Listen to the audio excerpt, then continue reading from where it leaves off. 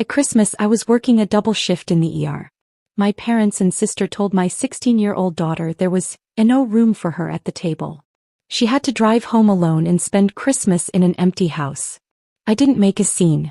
I took action instead. The next morning, my parents found a letter at their door and started screaming. On Christmas Eve, I got home around 11:45 at night, dead on my feet. I'd done compressions on a man who insisted he was just tired. He was also blue. That kind of shift. So when I saw Abby's boots by the door, my first thought was someone's bleeding. Then I saw her coat slumped on the armrest. Her overnight bag still zipped. And her, curled up on the couch in that tight, awkward sleep position like she didn't trust the furniture. I stood there waiting for the logic to catch up. She was supposed to be at my parents'. Overnight. Tradition. She begged to drive herself, just once. Newly licensed and proud of it. She even left early to be extra polite. My husband and I were both working late shifts, so the plan made sense. Until it didn't. Abby. I said softly. She opened her eyes instantly, like she hadn't really been sleeping. Hey. Why are you here? She sat up slowly. Tripped. They said there wasn't room. I blinked. Room where? At the table. Her voice cracked halfway through. She tried to cover it with another shrug. Didn't work. They said they weren't expecting me. That there were too many people already. Grandma said she couldn't just pull up another chair last minute. She looked stressed, like I was adding to her load. You got there on time though. Yeah. Right on time. She opened the door and just looked surprised. Like I'd shown up for the wrong holiday. She paused. Then she said there wasn't a bed left either. There was. The backup excuse. She said they didn't want me driving back late, but also didn't know where else to put me. So, I left. Did anyone offer to drive you home? Nope. I stared at her. Did they at least let you eat? Another shrug. The table was packed. Lily was in my usual seat. Grandpa was talking to her like she was royalty. No one looked at me. Then Grandma said, "It's just a full house this year." And Aunt Janelle nodded. So, I left. She glanced at the table and added, "I made toast." I turned and saw it. A single slice on a paper towel, cold and slightly bent. Half a banana next to it. That was her Christmas dinner. I felt something coil in my chest. Not anger. Not yet. Just that cold, glassy feeling right before the shatter. I wasn't hungry anyway, she said. Not really. That's when her eyes started to fill. He fought it. God, she tried. Looked up. Blinked hard. Bit her lip like she could chew her way out of the emotion. They made it seem like I'd imposed, she whispered. Like showing up after it was planned, was rude. And then she cried. Quiet and slow, like a faucet you can't quite turn off. I was going to bring a pie, she added. But I thought they'd have enough food already. I sat next to her. Put my arm around her shoulders. She leaned in without hesitation. Like she'd been holding herself up out of spite. After a while, she wiped her nose on her sleeve. I know they don't like you, she said. But I thought, she cut herself off. You thought you were just the kid. Not part of it. She nodded. They didn't even say it meanly, she added. Just, like it was a practical problem. Like I was a folding chair they didn't have space for. I didn't go to bed right away. I sat in the kitchen looking at her bag still zipped. She'd packed it so carefully. Picked out the sweater my mom said she liked. Brought a little tin of cookies she made herself. I opened the fridge. There was nothing special in there. We hadn't planned a backup Christmas. Why would we? We trusted them. That's the part one couldn't get over. Not the cold cheese toast or the lack of food. Not even that she drove home alone in the dark. It's that they looked her in the eyes, this sweet, awkward, brave girl who showed up on time with cookies and a smile, and told her with 28 people inside, "There's no room for you." They didn't mean no space. They meant not you. The next morning my husband got home. Abby was still asleep. I told him what happened. He stood there for a long moment, then said, "So what do we do now?" I didn't answer. Not yet. But I already knew. Because there's turning the other cheek.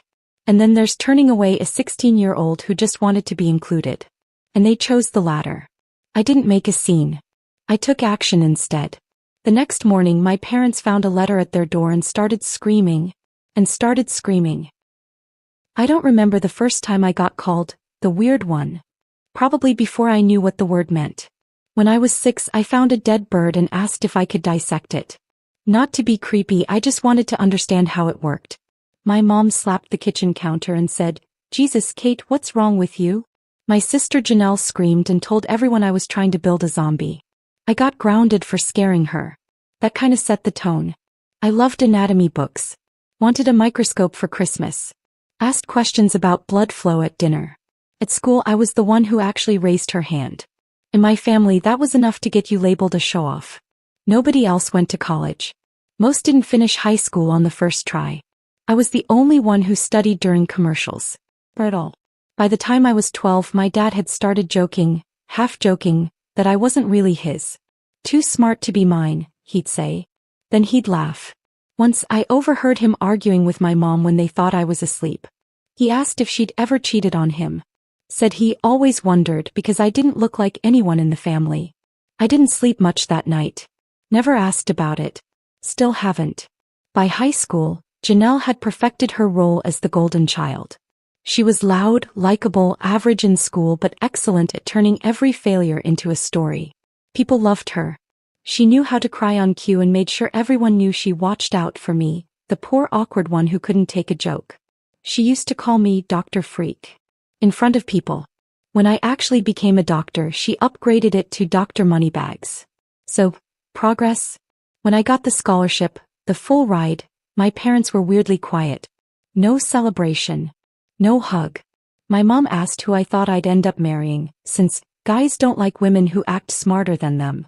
I told her maybe I'd marry myself. She didn't laugh. They didn't give me a cent. I waited tables through med school. Took shifts no one wanted. Came home with sore feet and burnout in my bones. Meanwhile, my family thought I was living the dream. They didn't visit once. Years later, after my second residency, I got the first steady job that made me feel like maybe I wasn't drowning. My husband and I met during an overnight shift. Very romantic if you find shared exhaustion romantic. And eventually moved to a place where we could afford more than instant noodles. And that's when the calls started.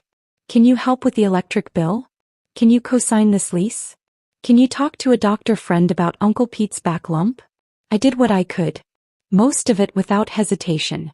When my parents were approaching retirement, way too early and with zero savings, I stepped in. They'd never owned a home. Always rented. Bad credit, bad luck, whatever the excuse of the year was. So I bought a modest 2-bedroom house and handed them the keys. I told them it was a gift. That I'd handle the mortgage. The house is in my name. But they live there like it's theirs. Rent-free. Utilities. Covered more often than not. Medical stuff. I have insurance access, yes. I never said no until recently. A few months ago Janelle called. Lily, her daughter, the one who can do no wrong, had been accepted into a prestigious STEM summer camp. She's got your brain, Janelle said like it was a compliment. This could change her life. I asked how much. $1,200, she said. But it's worth it. And you of all people. That's where I stopped listening. Abby never went to a summer camp like that. Not because she couldn't, she just never asked. She's practical. Thoughtful. She wouldn't dream of demanding that kind of money from me even though she could have. I told Janelle no. Politely but firmly. I said I was already covering our parents' mortgage, medical bills, and emergencies. That maybe she could apply for financial aid or a payment plan. Her tone turned fast. Wow. Must be nice to have everything and still be so stingy. She's your niece. You're just jealous because Lily's actually going places. That last one was funny. Or would have been, if I hadn't heard my mom mutter something similar a week later when she thought I was out of earshot. Apparently I was holding Lily back. Just like I always held Janelle back by being the smart one who made everyone else look bad. You know, by existing. I didn't fight it. Didn't explain. Didn't justify. I just said no and I meant it. That was 3 weeks before Christmas. Abby was excited to go to Christmas dinner. Said she felt grown up, being trusted to drive there herself. She'd packed an overnight bag and even wrapped little presents for the younger cousins. I told her I'd see her in the morning and reminded her to text when she arrived. She did. Everything seemed fine. Hours later, I stepped through our front door and discovered fine had apparently been cancelled. Abby looked up from the couch with a wobbly smile that said, "Please pretend this isn't a disaster." She told me in the smallest voice that Grandma had murmured no space at the table or anywhere else, even though she'd counted 28 chairs in use. A math problem with only one variable, her. I listened. I let her explanation thud around the room like a dropped suitcase. Then I wrapped my arms around her and let the quiet do the talking. She fell asleep still wearing the sweater she'd picked out to impress them. When the house finally settled, I sat alone in the kitchen, staring at the spot where her Christmas dinner should have been. I replayed every mortgage payment, every utility bill, every just this once Katie that had become forever. They hadn't run out of room. They'd run out of gratitude and they'd used my daughter to send the memo. That was the moment the switch flipped. No more explanations. No more polite negotiations. I didn't even bother deciding if I'd act, only how soon. We didn't speak much on the drive over. My husband sat beside me in silence, his hand resting lightly on my knee like a grounding wire. Not comforting exactly, just solid. Present. That was enough. The morning after Christmas always has that weird fuzzy quiet. Like the world still hung over on sugar and wrapping paper. I was just hoping the house would be empty. It wasn't. There were still 2 extra cars in the driveway. I recognized one as Janelle's. The other probably belonged to whatever cousin had stayed late for leftovers. We got out. I held the envelope tight. I hadn't slept. The shift, the scene with Abby, the cold dinner tray on the counter that still hadn't been cleaned up. It was all humming in the back of my brain like a blown fuse. I rang the bell. Waited. No one came. I rang again. Knocked. Nothing. Let's just leave it, my husband said gently. I stood there a second longer, then nodded. We walked back toward the car. I tucked the envelope carefully against the doorframe where it wouldn't blow away. I was opening the driver's side door when I heard it. The creak of the screen. A slippered footstep. I turned. My mother stepped out, wrapped in one of those fuzzy robes she always wore during the holidays, the kind she used to brag about getting for 90% off. She bent down, picked up the envelope, opened it and started reading. Her face went blank, then pale. Then she screamed. Frank. Her voice cracked like a snapped wire. Frank. Get out here. She's throwing us out. My dad appeared at the door in yesterday's clothes. What the hell? Janelle followed, still in her Christmas pajamas, clutching a mug like she thought this was going to be a cozy morning. What's going on? My mom turned and pointed down the driveway like I was a stray animal that had just pissed on her porch. You ungrateful little. We got in the car and pulled away before I could catch the full sentence. Didn't matter. I knew the greatest hits. By the time we got home my phone was already buzzing. I ignored it. Then it buzzed again. And again. The 6th time I picked up. How dare you, my mom shrieked.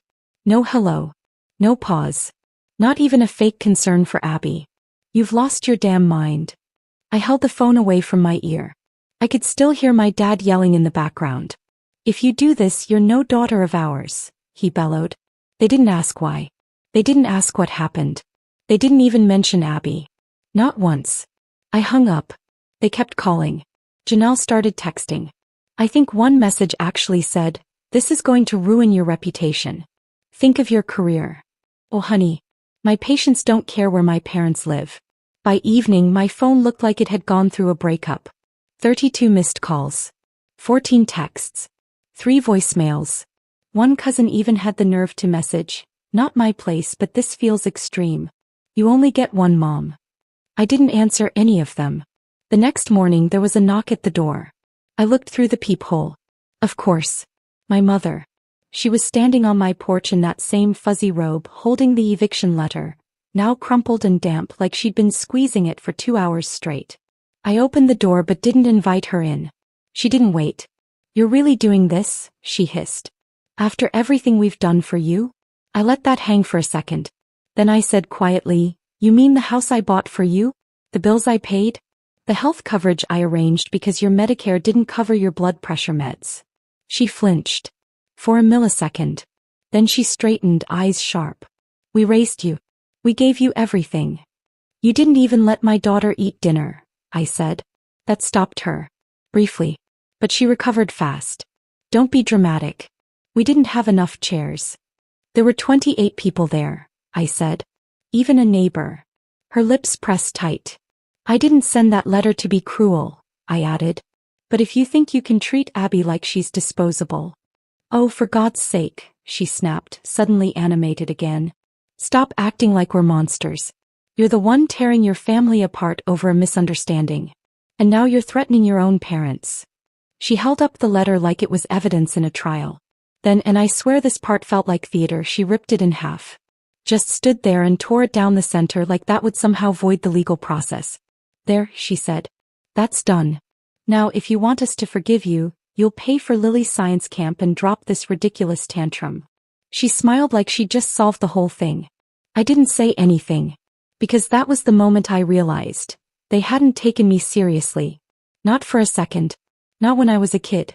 Not when I became a doctor. Not even now. To them, I was still the awkward science-obsessed girl who should be grateful for scraps and stay in her place.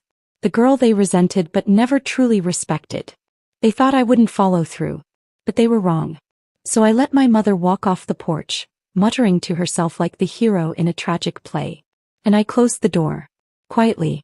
Calmly. But in my head, I was already making the next move. My mother tore up the eviction letter like it was a flyer for gutter cleaning. Right in front of me. Right after accusing me of being selfish, loveless, and emotionally unstable.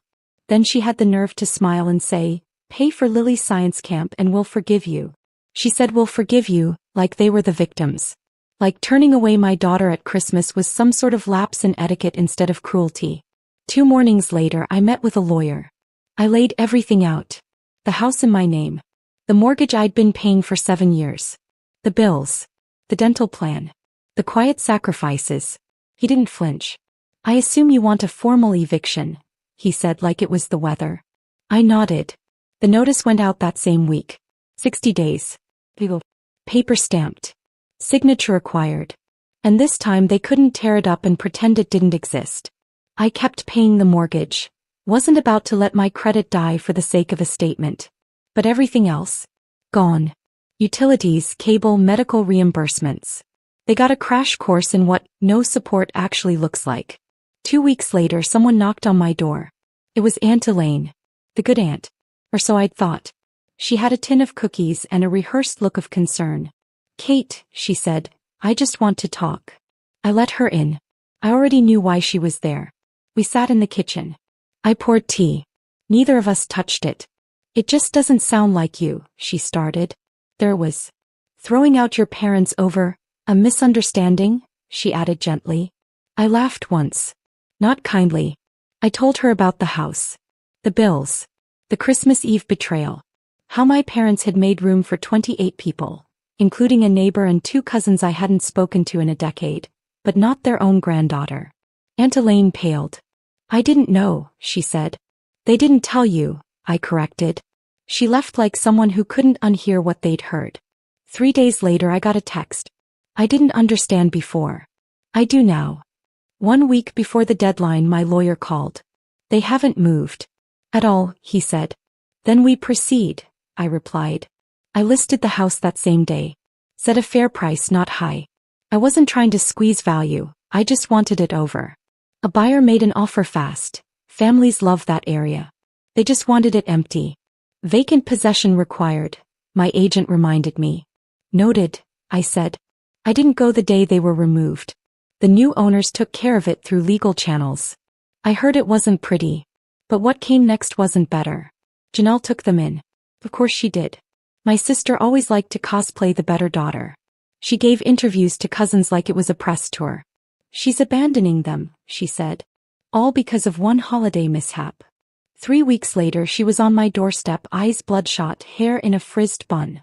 "I can't do it," she said without even saying hello. "They're fighting constantly. Mom thinks the living room's too small. Dad says my kids are noisy. They refuse to share a bathroom. I'm going insane." I leaned on the doorframe, arms crossed. "They need a rental," she said. "You could at least help with that. Just enough for a deposit." "No. Kate. You watched her get turned away on Christmas Eve and just stood there. That was your choice. This is mine." She blinked. Then turned and walked away. A week later she kicked them out too. They landed in a rental no one would brag about. 2 rooms. 1 heater. A front step that slanted like a shrug. Their pension barely covered rent and food. Gone were the vacations, the dinner parties, the cruise they'd been eyeing for their anniversary.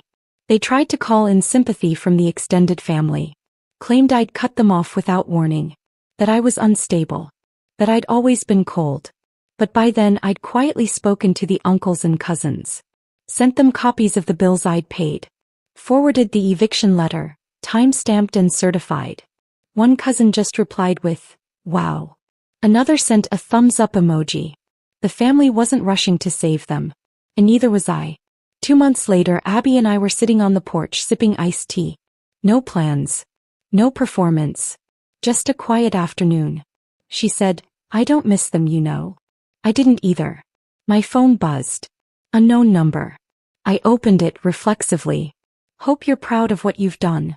I deleted it. No pause. No breath. "They'll probably text again," Abby said casually. "They always do," I said. "But they're not my problem anymore." And they weren't. They said there was no room for Abby at the table. Now there's no room left in our lives for cruelty, control, or manipulation. Fast forward 2 years. They're still in that crumbling rental. Still blaming everyone but themselves. Abby's thriving now. She's studying what she loves, and the money from the house sale covered more than just tuition. It bought her peace. Me. A little bit of closure. I don't answer their calls. I don't send money. I don't lose sleep. I protected my daughter. I chose her. Finally. But tell me, did I go too far? Or just far enough? Let me know in the comments. And if you want more stories like this, don't forget to subscribe and hit the bell.